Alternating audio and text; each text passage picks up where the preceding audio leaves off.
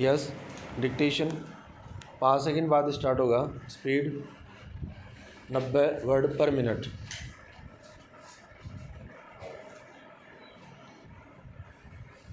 Yes, start. कहा जाता है जाति न पूछो साधु की, पूछ लीजिए ज्ञान विराम। कहने का तात्पर्य यह है कि प्रत्येक व्यक्ति की पहचान उसके ज्ञान से होनी चाहिए, किसी अन्य आधार पर नहीं। किंतु जाति आधारित व्यवस्था ने एक व्यक्ति को दूसरे व्यक्ति से भिन्न बना दिया है विराम। यूँ तो भारत में प्राचीन काल में कर्म आधारित जाति व्यवस्था को अत्यंत उपयोगी सामाजिक व्यवस्था के रूप में देखा गया, लेकिन समय के साथ साथ कर्म आधारित जाति व्यवस्था जन्म आधारित सामाजिक व्यवस्था की संकीर्ण रूढ़ियों से जकड़ गई और फिर धीरे धीरे सामाजिक विखंडन की ऐसी प्रक्रिया आरंभ हुई कि किसी युग में समाज को जोड़कर परस्पर पूरक बनाने तथा राजनीतिक, आर्थिक एवं सामाजिक दृष्टि से सामाजिक एकता को सुदृढ़ बनाए रखने की जो व्यवस्था की गई थी, वही समय बीतने के साथ अनुपयोगी सिद्ध होने लगी विराम पैरा।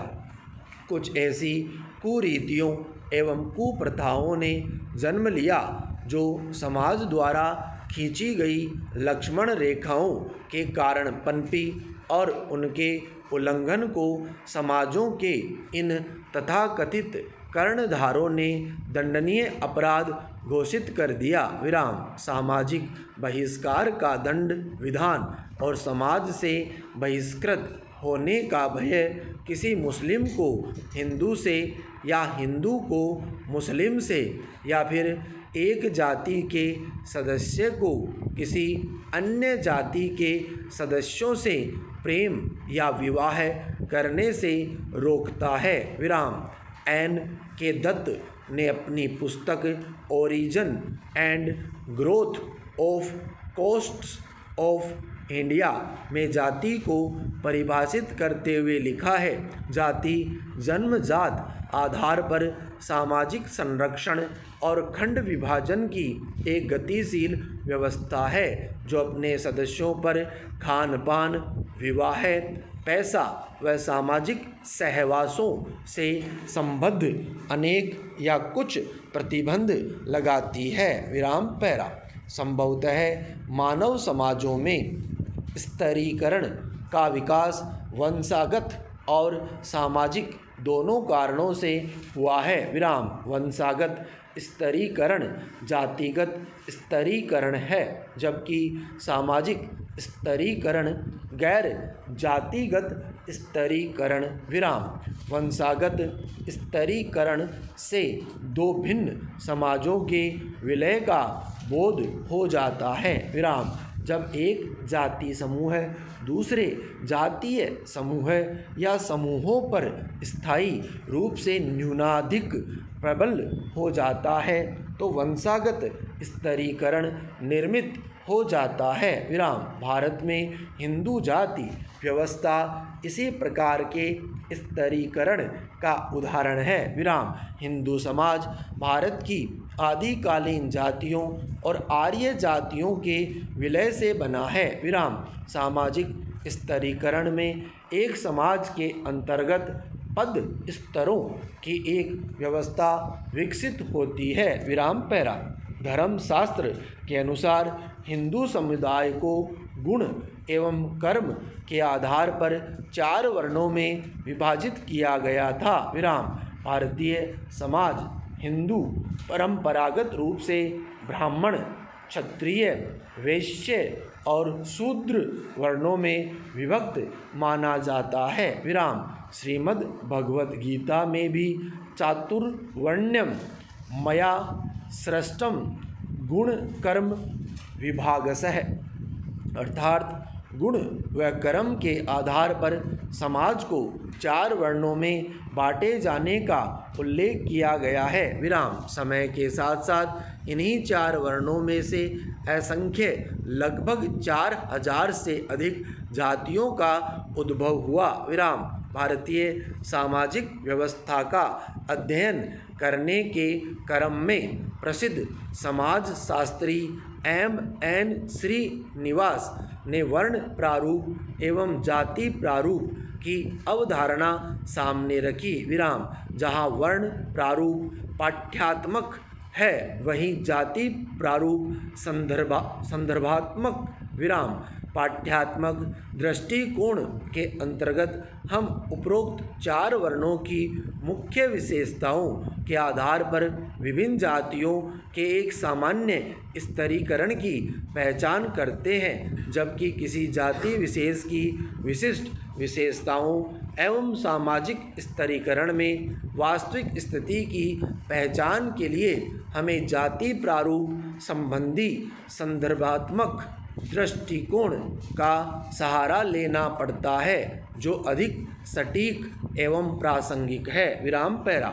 भारतीय जाति व्यवस्था में बदलते हुए मूल्यों के साथ परिवर्तन हो रहा है। विराम। आज धन एवं शिक्षा जैसी सुविधाएं उच्च एवं निम्न दोनों जातियों के सदस्यों की पहुंच के भीतर हो गई है। विराम। इन परिवर्तनों का आरंभ मुख्य रूप से 19वीं शताब्दी से हुआ, जब राजा राम मोहन राय और कुछ अन्य प्रगतिवादियों ने जाति व्यवस्था के विरोध में आवाज़ उठानी शुरू की। विराम। भारत के स्वतंत्र होने के बाद जब यहाँ समतावादी मूल्यों पर आधारित लोकतांत्रिक और धर्मनिरपेक्ष समाज की स्थापना हुई, तब जाति व्यवस्था के नियमों में बहुत तेज़ी से परिवर्तन होने लगा। विराम। औद्योगिकरण, नगरीकरण, शिक्षा, स्त्री जागरूकता तथा गतिशीलता में वृद्धि होने से जाति व्यवस्था के बंधन शिथिल पड़ने लगे। विराम। इसके अतिरिक्त जाति पंचायतों तथा संयुक्त परिवार के विघटन के कारण जाति व्यवस्था को उसी पुराने रूप में बनाए रखना संभव नहीं रह गया। विराम। पैरा। अनेक सामाजिक अधिनियमों ने भी जाति व्यवस्था की स्थिरता को प्रतिकूल रूप से प्रभावित किया है। विराम। स्वयं जाति व्यवस्था से उत्पन्न दोषों ने भी लोगों में इसकी उपयोगिता के बारे में संदेह उत्पन्न कर दिया है। विराम।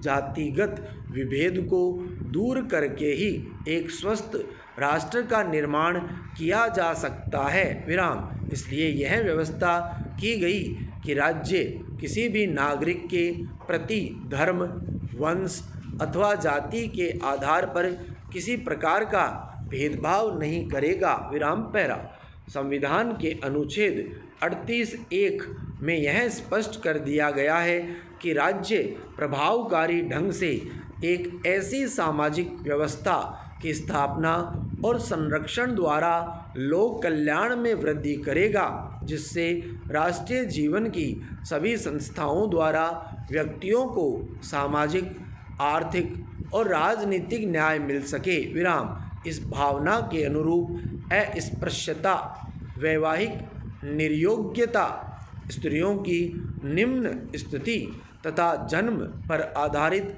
सामाजिक विभेदीकरण को समाप्त करने के लिए बहुत से सामाजिक अधिनियम पारित किए गए, जिनसे जाति के आधार स्तंभ तेजी से ढहने लगे। विराम। स्टॉप।